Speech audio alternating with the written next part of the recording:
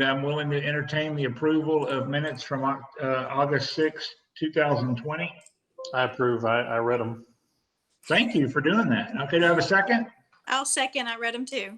Okay, I've got a motion and a second. Any discussion concerning the minutes? If not, all in favor of approving the minutes, say aye. Aye. Aye. Awesome, minutes are approved. Are there any opposed? No, minutes are approved. Okay, next item of the agenda is we're going to discuss the bridge, the entrance bridge at Pioneer Park. As you guys all know, that's been eroding for quite some time. It's gotten to be almost dangerous, and the city is wanting to relocate the road, the entrance road, and the bridge to another point along the river there into Pioneer Park. You should have a map in your packet that would clarify the plan.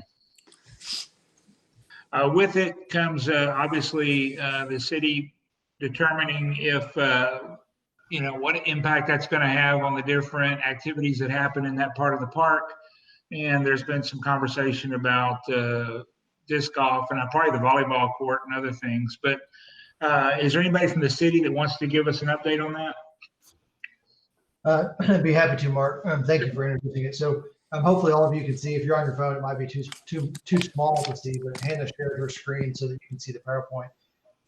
The way disc golf laid out the course based on the existing bridge layout.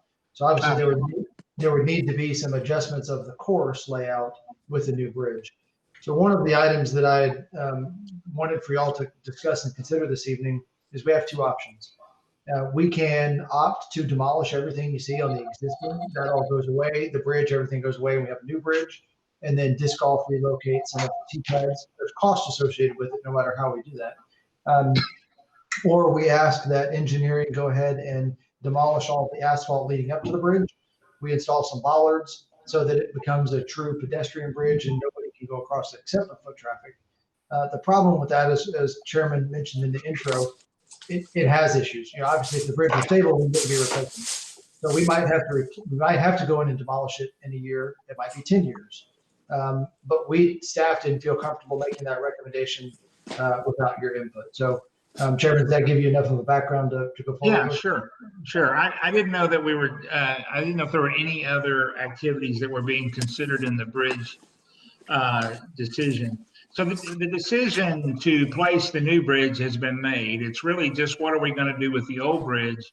And there seems to be some savings associated with demolishing the old bridge right after building the new bridge. Because they already have equipment on the property, they're ready to go, and they don't know when it's going to cave in otherwise. If the impact for the disc golf club obviously is just simply getting across the creek in a place or two that could easily be done with a footbridge. It doesn't require all that. And so we want to have an open discussion about this, but my opinion is we should do the cheapest option as far as all the construction. If demolishing it right after you finish the new bridge is the cheaper option, it seems like we should do that and then figure out a way to put a footbridge in a key spot, and we could probably, be where we need to be. Any other thoughts on this? Is there any liability on like the disc golfer business crossing the creek in weird ways? That's all we do already. Yeah. I mean, the disc golfers are constantly climbing through the creeks. So yeah, no, it's just like any other use of the park, I think. I mean, is it safe for them more so than not our? I don't know. I mean, I haven't been over there in a year, so. Yeah. So the club, the disc golfers already, when they go down the hill on number 4, already cross the creek, kind of scramble across the creek to play that hole. And then I think it's number 7 or 8 that comes back across the road. And I think it's 7. And that's where the bridge is typically used, is just to get from there. But you could put a footbridge between 7 and 8, and both groups could then use the bridge to get across, one going down the hill, one coming up the hill. And boy, that would be a big plus for how the course plays already. And even like when we have big tournaments like we're having this month, it makes it a lot easier for those guys to get across the bridge. So yeah, I don't think it's going to be a big disc golf thing. I would love to hear that a footbridge was part of the plan, but I don't know that I get to decide that. Well, Chairman, that could be, if that's something that you and the board want to recommend, it is up to you to make whatever recommendation you want. Am I allowed to make motions as the chairman? I'll make a motion. If Okay. not, Okay, so we've got a motion to approve the inclusion of appropriate footbridge for the disc golf play upon the destruction of the main or the old bridge at Pioneer Park. that's Do I have a second? exactly what I said. Do I have a second?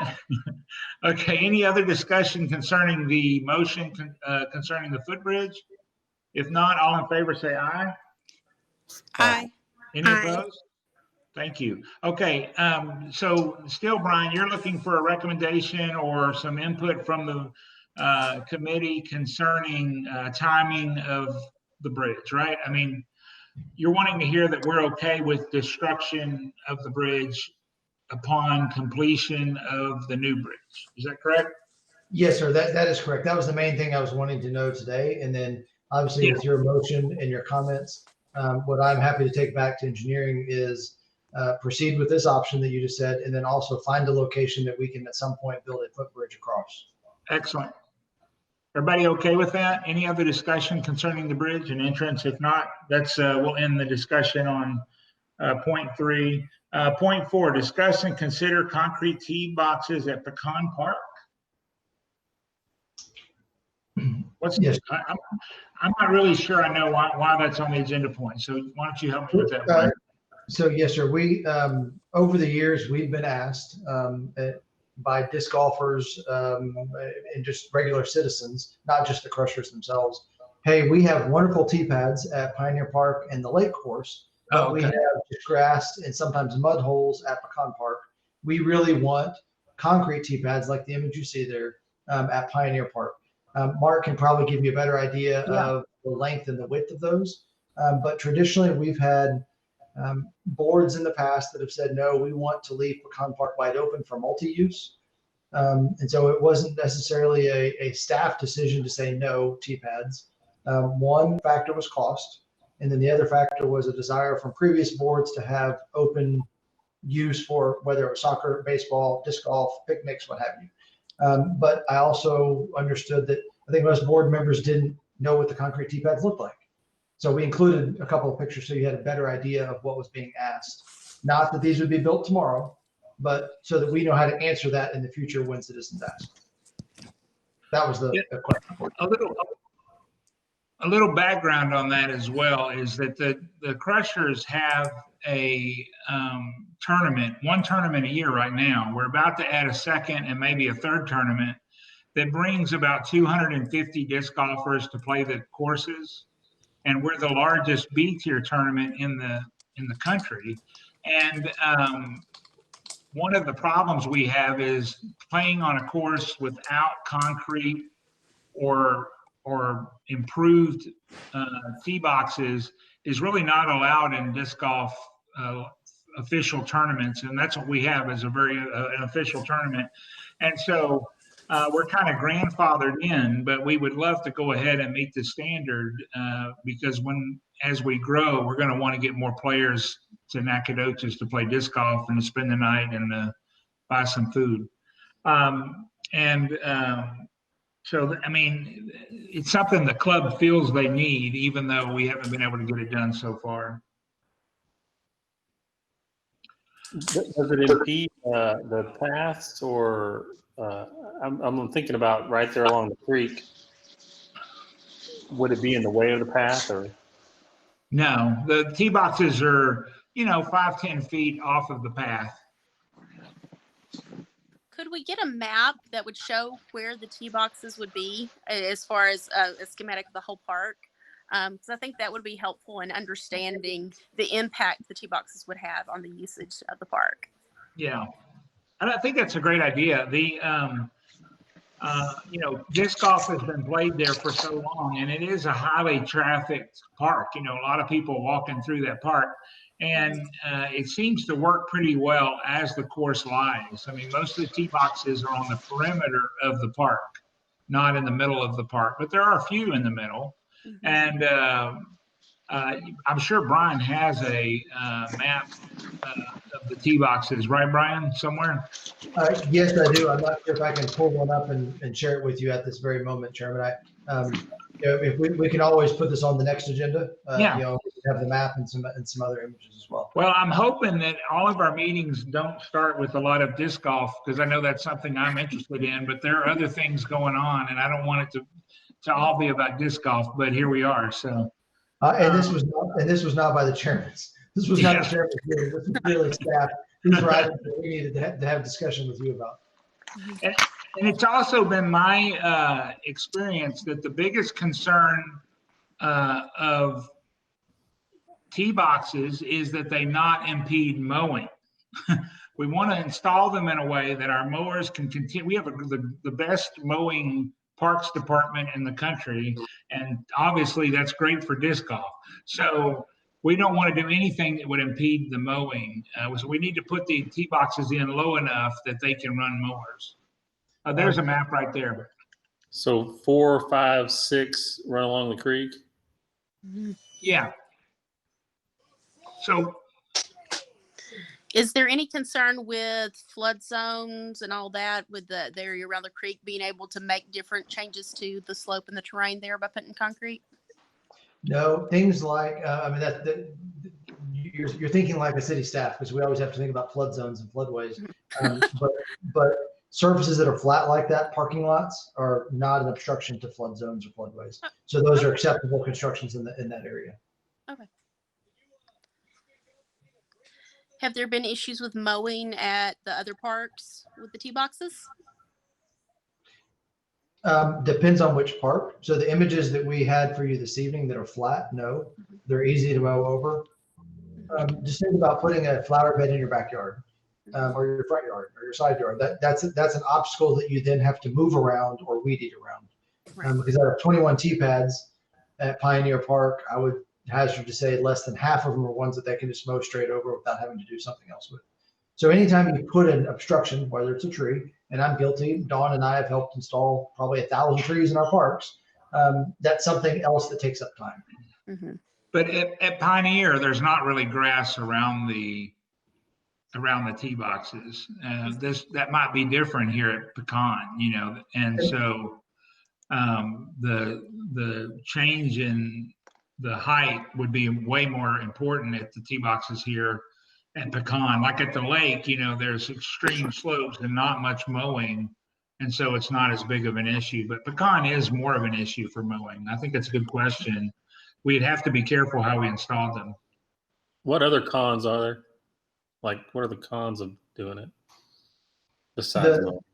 The reasons that were given to staff from previous boards was that they didn't want a hard surface, so that if you think about where all of the yellow squares are, that those are areas that you can't play a game of pickup football for fear of falling on a piece of concrete versus falling on grass. I mean, that was their main objection. Is there a lot of pickup football in that park? No, sir.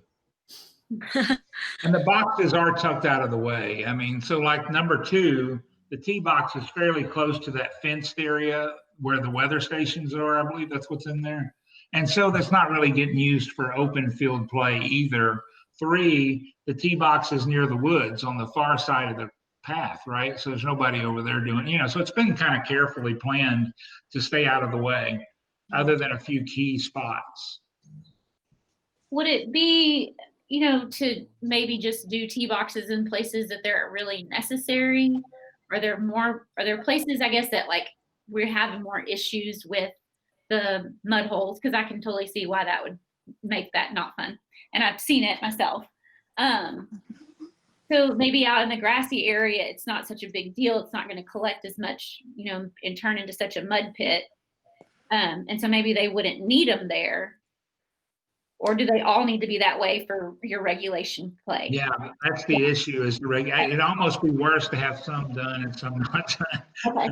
Right now, we're grandfathered in, but they turn their nose up at, at it every time they come because they should have concrete tee boxes. But I mean, it's a dream to get it done at some point, but obviously that we need to be okay with it to get it done. It's 15 foot long, but I think 12 foot wide in total. They're not terribly large. And Chairman, I would, because I think for myself, I'm not a disc golf player, but like Christy have played soccer. And the way I've always related this is try to relate it to other sports. We played soccer at Sportsplex without lights. We played soccer at Dempsey without lights for years. Adding lights gives us more opportunity to play soccer. And that's kind of similar with the tee pads is we all could go and meet at Pecan Park and play disc golf round today, right now. But having concrete tee pads allows us to play more often. Absolutely. So I mean, I would love to. I mean, is there any opposition to it, guys? Don't worry about how hurting my feelings or anything like that. I want to know how you feel about it. But So how large again? Repeat the dimensions of the tee pads. okay, the numbers I said weren't really official. That was a rough number. It's like 5 foot wide at the front of the tee pad, 7 foot wide at the back of the tee pad. So it kind of angles towards the basket, and I think it's 12 or 15 feet long. I'm sorry, I can't remember anymore. I think it's 12, to be honest with you. So 5 in the front, 7 in the back, 12 long. Okay, so pretty sizable. They are. Those are very standard. As you can imagine. What is the cost to Portland? I know we get city crews that can work on them, but what is the cost for those? That's going to change. So what we paid, and it wasn't we being city, it was the crushers. But what was paid at Pioneer Park is different than what was at the lake, and will be different than what was at Pecan, and that's because of price fluctuations. Right now timber is at an all-time high, whereas 2 years ago it wasn't. So I don't have an exact cost for you, Lauren. I apologize. This isn't really the discussion for staff. Really, we wanted to know, is this a desire of the board to move forward with, or do we stop? And so if it's hey, we're interested, move forward, great, not a problem. Then we can go and figure out what the cost is and figure out if that's something we present to city council and city manager as a future budget item. Don't hold me to this number, but it's between $8,000 and $12,000, and Per pad? No, the whole course. I was gonna say, I'll do it. No, the whole course. And Pecan is a little different in that it's very accessible, whereas oftentimes these courses are out in the woods and it's a different animal, but Pecan's fairly flat and pretty straightforward. So, but don't hold me to that number. I'm just saying, historically, I've been involved in the pads and other parks, and that's a pretty good estimation. I think if it's in the budget, it's a good idea. I agree. Okay, I've got It's just trying to go out to play, you know, 20 years after the last time I tried to play, it was very confusing. Because our kids were like, hey, let's I don't know where to start anymore. And so it would be good to have some very clear designation. This is where you tee off from. Right. Our parks we need better signs as well. But so I've got a motion and a second to approve, just saying that the committee approves the use of concrete pads in Pecan Park, right? Is that roughly what okay, so I've got a motion to that effect, and I have a second. Any other discussion concerning that? We're not approving the spending of money here, guys. We're just saying, hey, we're okay with it. With having more discussion, let's move forward and get some ideas. Yeah. Hey, Charles. I'm catching the tail end of it, but it sounds good from what I heard. Okay, so I've got a motion second. Any other discussion? If not, all in favor say aye. Aye. Aye. Any opposed? Okay, motion approved. Discuss and consider colors for new playground at Festival Park. You all got a packet with many different color options and some historical color patterns as well, things we've done in other parks. This is Yes. at Festival Park, is that right? That's correct. And do we have a different color theme at each park so far? Sort of, like there hasn't been an overall effort to make anything different or make things the same, but I did include the 3 newest playgrounds to give y'all an idea of what we have been approving. So Bonita Creek Park, obviously natural, greens, browns, and something similar at Pecan Park. And then Pioneer is, pretty, I don't know what theme that would be. It's just pretty. And so I wanted to, the color schemes that I chose for y'all to vote on are different than anything that we have in any of our other parks. Right. That was my thinking in choosing them. And so I did ask staff. So if we're having trouble, or if y'all are having trouble deciding, we can always look at what staff chose, because I sent to about 15 different people. But anyway, How far removed is this playground from the basketball court? actually, I'm not 100% sure. Because there's some color going on the basketball court, right? Yes. So, I mean, that might be something we need to consider if they vibe. But anyway, so, okay. Did y'all have any thoughts so far on what you saw on the color choices? I liked Viola because I like that it picked up the purple and some of those colors that were in that basketball court. Yeah, I thought the same thought.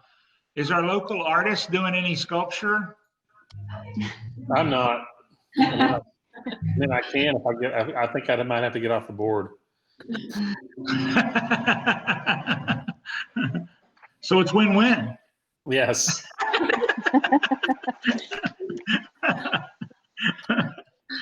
I think the red. The what is it? Freedom. Yeah. Is that one of them? Or that makes sense in a festival park.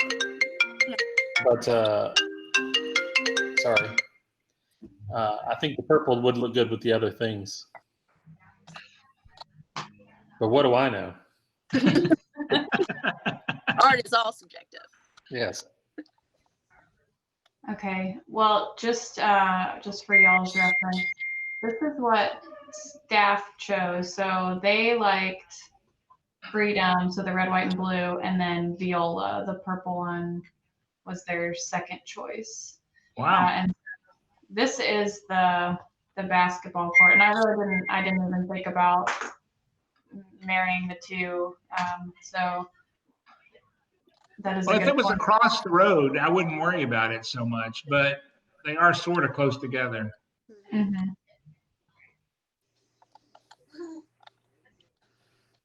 Any other input, guys, as far as your color favorites? And what are we saying is our favorite? Jeff, you're a Freedom guy? No, I'm it's all the same to me. A bunch of plastic crap that is gonna, it's been soulless things to me. But the kids will love them. Yeah, yeah. It sounds like the purple, whatever it was, I can't remember the name. Viola. Viola. Viola. Okay. Sounds like any other input? Who's the That's not artist something we have that's, to- who's the artist that's doing, who did that? For, Dixie Basketball Road. court design. for the basketball court, Yes, ma'am? it's Tyson Davis. Oh, really? Okay. Okay. He's from here, if I'm not mistaken. Yes, he's local. So are you seeking input on the basketball too later in the meeting, right? That's just an informative. This is Okay. the final design. Okay. So, as far as our advisory committee, we're going to say that we recommend Viola. Is that correct? I like that. You can Can I get a recommend- motion? Oh, I'm sorry. What'd you I say, was Brian? I was gonna say, Chairman, you are welcome to say, we don't like any of them, or we like these two, you pick whatever it is you want to decide. Okay, I heard Freedom and Viola. If you have preferences for both, say, hey, pick one of these two and we're happy, or it is completely up to you. so Brian wants freedom. I think I just picked that up in the conversation. I heard both of those, so I was just trying to make sure you don't have to make a single decision. Okay, but if we don't pick a single decision, somebody else will pick for us, right? So let me interject that Yeah. certain colors will deteriorate faster over time, Yeah, and all of those are the colors. yeah. So this will be a lavender soon. Yeah, the greens hold up better over time, but purples and some yellows will. I think we're doomed either way. Okay, Reds really do deteriorate quickly. So okay. cadmiums. And Define quickly though. How quickly do they deteriorate, Jeff? I don't know. They're plastic, so I mean they'll be here for 10,000 years, but they'll be pink. Be faded. And you can also change around where the colors are too. Like the slides can be the white, and then the other pieces can be the red or orange or whatever. I say we just go with the one that Brian wants. I'm kidding. Not a chance, Jeff. Okay, I so think- do we just want to narrow it down to two and let the city pick from there? Yes. Well, can I put my 2 cents in here Please, on the yes. on the viola? You pick up both the brown and the purple from the basketball mural. So I mean, it picks up 2 colors out of that. Brian may know about where it's going. So I'm sure all of us are very familiar with Festival Park. If you just kind of stop and think about it for a second. So the basketball court's going to be right next to the viaduct, South Street. And then the playground is over on the other side of Festival Park. So there's kind of 3 sections.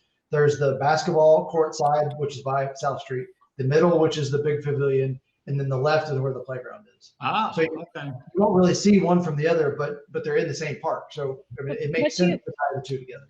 But you also have, if you have that pavilion, you have the brown in the pavilion too. So that does Oh. tie the 3 elements together.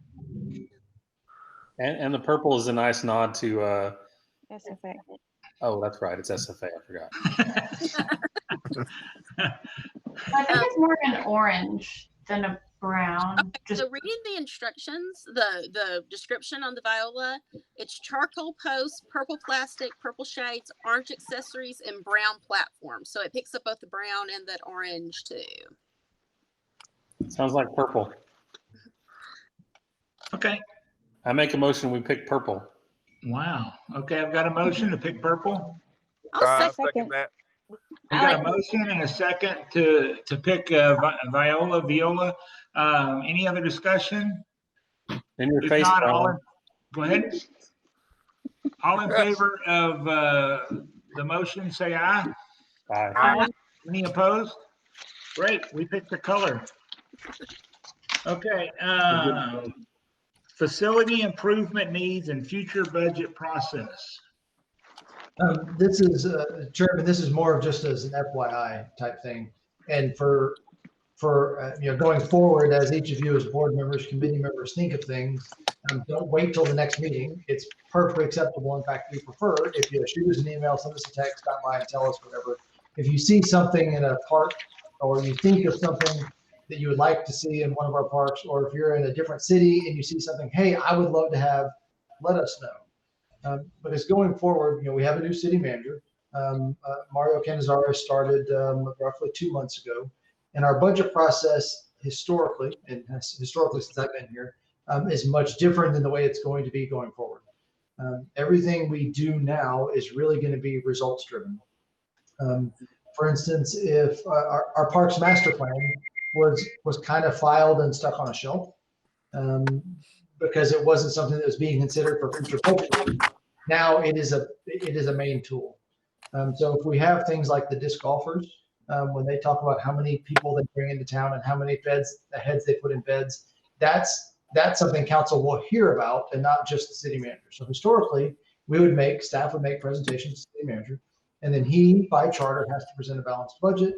But then those things that were cut or removed weren't necessarily presented to council. And so if we had asked for a new disc golf course out at the lake to be and it was removed, council never even heard about it. So these things are now going to be heard by council, so they get to have the input in the decision-making in what makes the budget. So that's why it's really important for y'all to let us know as you see things, what you want in. An example was the T-pads. I just wrote that down as, that's going to be a result driven.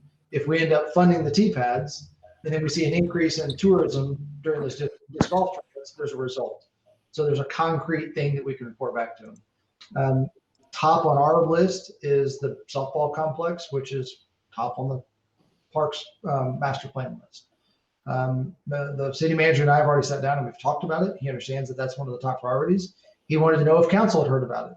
And I was frank and said, I don't think council has heard about it again since the parks master plan was presented. So that's something that they will be hearing about going forward, is the need from the community based on that plan for one. And then also a big need is going to be a new parks barn. If you've been out to the baseball complex, you'll see the kind of shack over on the side. Well, that's where all of the park staff live during the week. And a better use of that facility is parking. Baseball needs parking.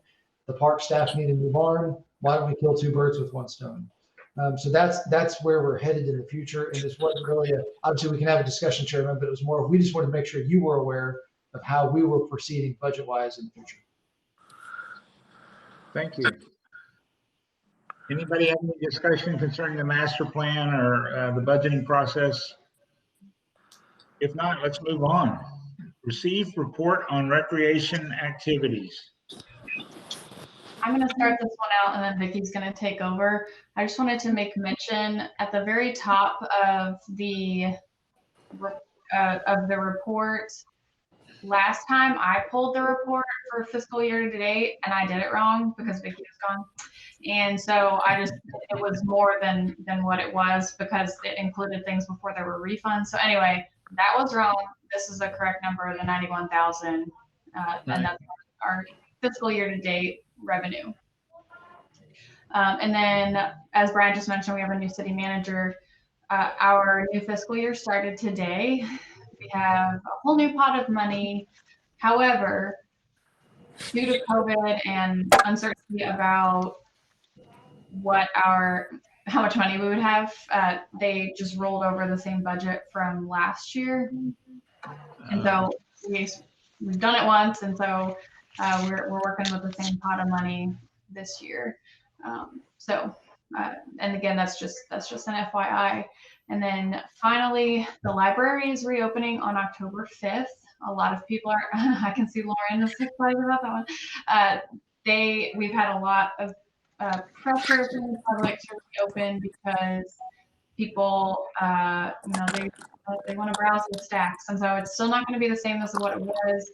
It's going to be limited how many people can go in at one time. You're going to have to make an appointment, and you can't hang out all day. You find your books and you skedaddle. So it'll be a busy week, I think, for the library, but we are all excited that it is reopening. And with that, I'm going to turn it over to Vicki. Awesome. So as Hannah said, today started our new fiscal year, and with that, I actually re-pulled the number for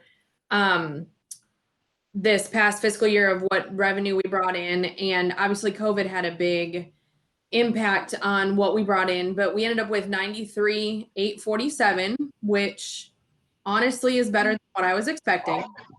So that's exciting for me. It's nowhere near where we've been in the past, but we're working with what we have. So we're also starting a few new classes and everything, and I'll get down to that here in just a minute. But at the last meeting, I know it was brought up about youth basketball and youth volleyball. They're both indoor sports. And the decision was made to not have those this fall. It wasn't just from, like we don't want to do it. We wanted to do it, but unfortunately facilities were not available to us that have been typically available to us in the past. as well as how do you regulate how many parents can come in and watch their kids and be like, you can only bring one. You know, siblings can't come in and watch their sibling play, but if they've got 3 kids in a program and they all have back-to-back games, how do you regulate this? So the decision was made for this year to hold off until spring, and we'll revisit them and see where everything is at that point. We are, however, doing adult softball and adult soccer this fall. They are both outdoor sports, so it's easier to space those people out. We have some guidelines set in place that the CDC is recommending. And as of today, we have 5 softball teams. Actually, I had a softball team texting me saying, hey, is it too late? And I said, no, absolutely not. So we're going to have at least 6 or 7 teams. So that's pretty exciting. And soccer, we have a couple teams and a couple individuals signed up. So we're ready to get back to the outdoor sports. So that's really exciting. That's great. And we're doing a couple new classes. We're trying to find ways to keep people socially distanced, but still learning. So we have Afro Pop, which is a new one. And it's basically a hip hop class, but it also brings in African styles to it. So it's pretty interesting. We have a sign language class that you can do virtually as well as in person if you so choose. Like you can, if you're not comfortable coming in person, not a problem. Chachi sets up a computer just like we have, and she teaches the class at the same time. And then we're also starting up a Tiny Dancers. So we used to have baby ballet, and it was really popular. We went through a bunch of instructors, and we now have a new one that is excited. She's a former SFA dancer, and she will be starting next week with our Tiny Dancers. So it's 4 to 8 year olds. So anyways, that's a new exciting program, and I'm happy to be able to offer that class again. Let's see, we're starting up a new program. Hannah kind of came up with it, and we were able to research a bunch of it. Rec to Go, or we haven't decided on the official name yet, but basically we're going to have equipment here that people can come and check out, such as discs for disc golf. We're going to do bocce ball. What was another? Pickleball, like the whole net and the paddles and the things you use for that. So we've purchased all of it, and we're going to be able to let the public check them out, go use them, and bring them back when they're done. So we're really excited. That way we're encouraging people to get outside and still be able to socialize and social distance. We also, on a fun note, my computer back here shut off, but we implemented a new program, a new software. We used to use Sportsman, and people always had to come see us to get registered. We couldn't take payments over the phone. We now have Civic Rec, and it's basically online registration, and people can still call us. We can still do everything over like we used to, but now they have the option to not come and see us and just do everything online, which some people are much more comfortable with. Great. So far, so good. We've had a few little hiccups here and there, but nothing that we couldn't fix and change and handle. So that was really exciting. And then down at the bottom of the report, you can see Liberty Hall. We usually rent that out. It hasn't opened up yet. We did have, I don't know if you went over this on the last meeting, but we did have a tree fall on it. And so we had to have a bunch of work done on the inside as well as the outside. And we actually just got it cleared about 2 weeks ago. So we're still working on how we can rent that out, if we're going to rent it out, the whole social distancing, 50%, 75%, all of that. So see where we were with reservations and income on all of that. So there you go, recreation. Awesome. Yeah. I love the sound of the Rec to Go thing. I mean, just getting equipment and pay. That sounds great. Thank you If for y'all that. have ideas for anything that we should include, just let us know. Yep. We'll buy it if we can. Awesome. Okay, that was parks activities as well or not? No, we're moving on to park activities. Yes. Okay, as we just talked about, the Festival Park basketball court design has been finalized. Let me get it pulled back up. Oh, where's my-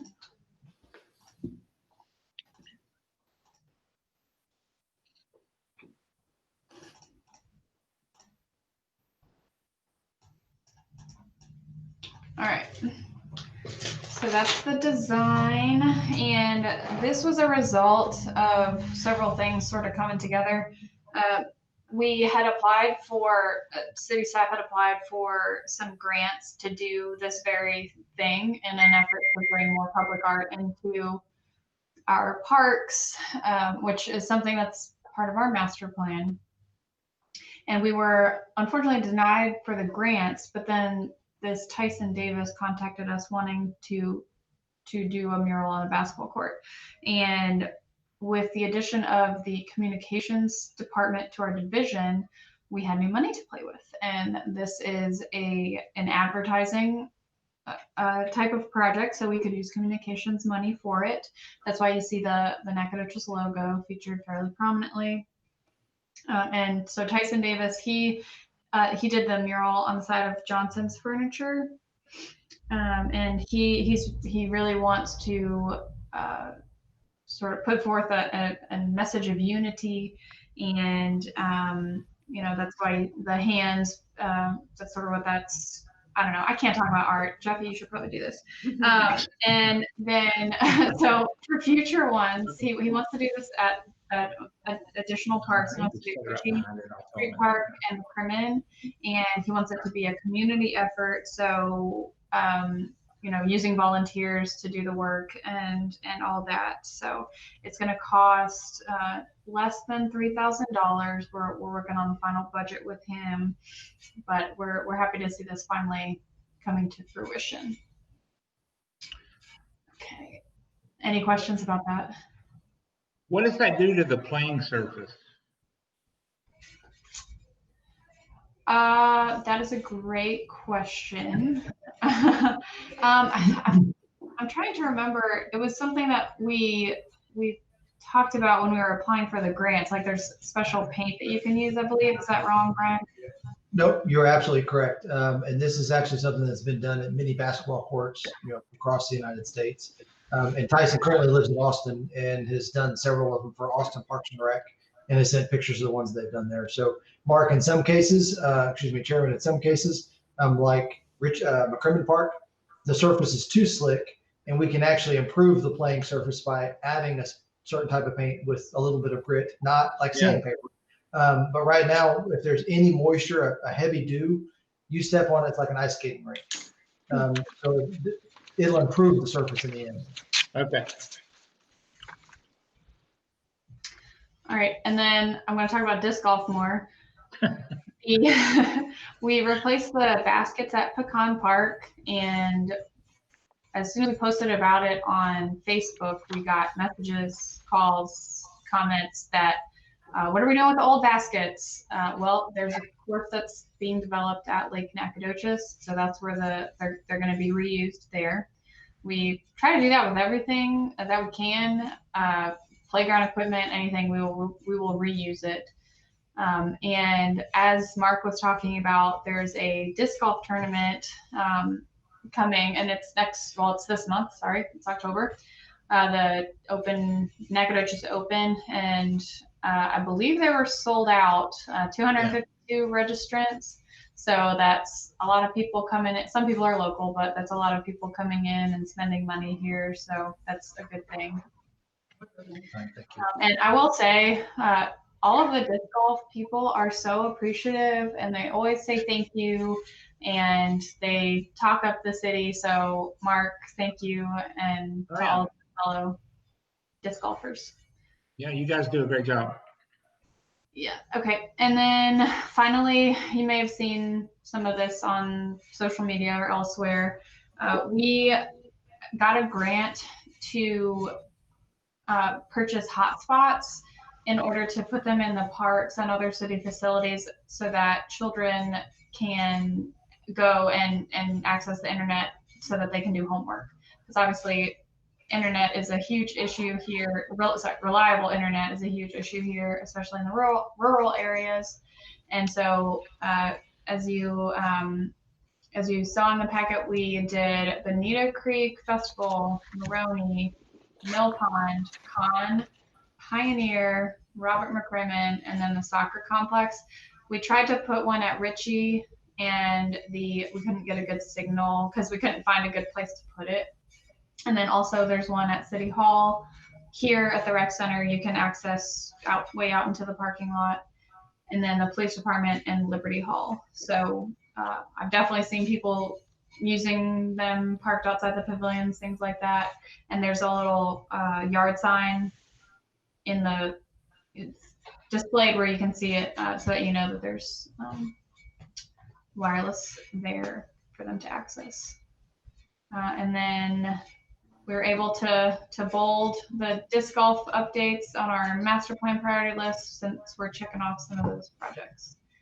That is all I have for you from the parks update, unless y'all have any questions for me or the staff. And Chairman, there's also another item that's under the parks update that Dawn has to present that I failed to notify Hannah about, but it still falls under our parks update. Okay, so Brian and I are both board members with Keep Nacogdoches Beautiful, and we had the opportunity to attend the Keep Texas Beautiful online conference. And so one of the sessions that I got to sit in on was from Friendswood. And Keep Friendswood Beautiful has developed an educational tool for their parks. They call it the Friendswood Fairy Trail. And there are little fairy houses and troll houses kind of placed throughout their parks. And each one is an educational opportunity. What we struggle with Keep Nacogdoches Beautiful is our educational outreach. And this is a really awesome way for us to do that with kids and families. So in the Friendswood program, each of the fairies or trolls has a specific name and a specific function. So one of them is a recycle fairy and one of them is a litter fairy. And so we had proposed to do that with Keep Nacogdoches Beautiful, and I just so happen to have a young man who's an Eagle Scout looking for a project, and I thought would be a great fit. I don't necessarily think we have to worry about fairies and trolls. I think we can do something a little more Nacogdoches appropriate, maybe lumberjacks and dragons.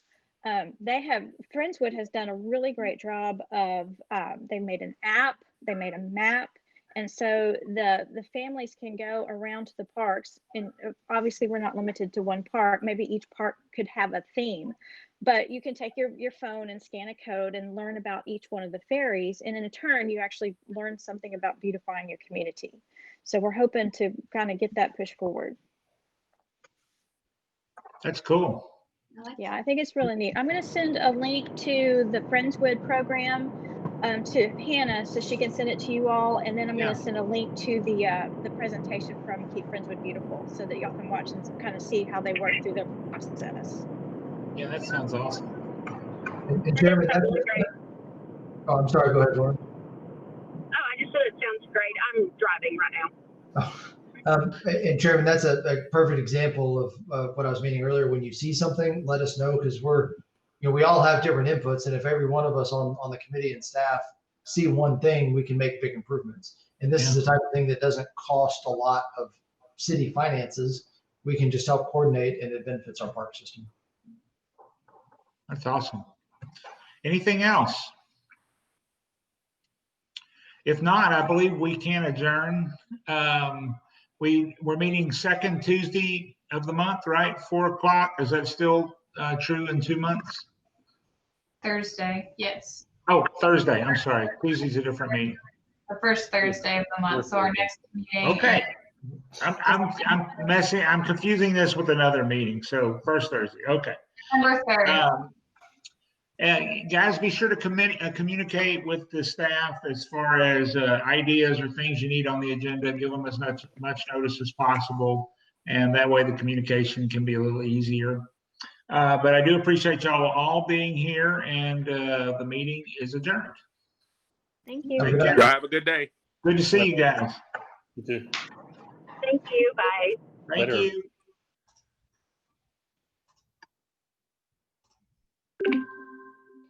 By the way, Christy, you sat like a statue. At one point, I thought